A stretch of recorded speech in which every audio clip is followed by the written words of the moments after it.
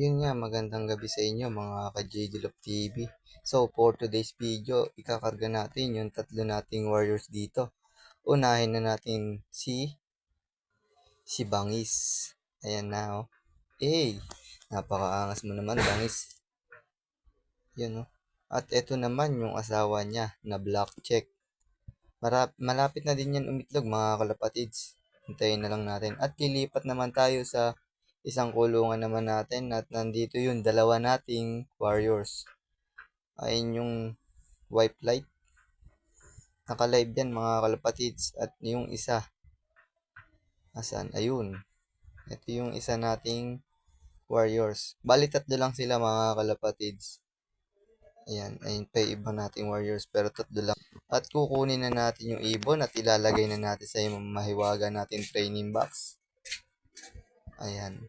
Unahin natin kunin si Bangis. 3, 2, 1. Ayan. Yun o. Napakaangas. At ilagay na natin sa training box si Bangis. Ayan. Kukunin naman natin yung dalawa dito sa kabilang kulungan. Ito, unahin natin yung checkered na nakanina. Ayan. Yung ilagay na natin sa training box mga kalapatids. Kunin pa natin yung isa pa nating warriors na white light. Ayun. Ilagay na natin sa training box. Ayan nga mga kalapatids, nandito na tayo sa loading station natin mga kalapatids. Ayan, makikita nyo, ayan, may naglo-load na. Ayan, sumasali sila sa pooling at saka tag team. Ayun, yung ngumiti na yun, nakaputi na yan. Ayan yung nag-top 10 sa pooling. Ayan yung mga ibang ibon pa. Oh. Napakagaganda. Oh. Sana all may magagandang ibon. At ayan nga yung top 10 sa pooling. Sana all may certificate na. Kailan kaya tayo magkakaganyan? Ayan, ibigay na natin, no? Tuwan-tuwa si Idol. At ikakarga na natin yung ibon natin. Unahin na natin si White Light. Ayan.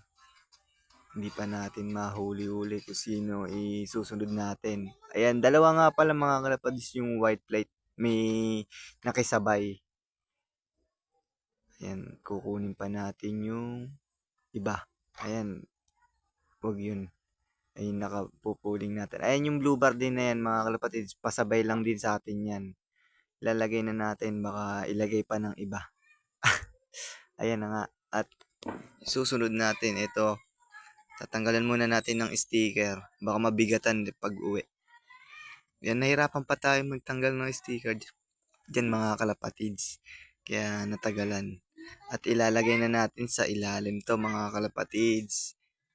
Pasilip-silip. Pero wala naman.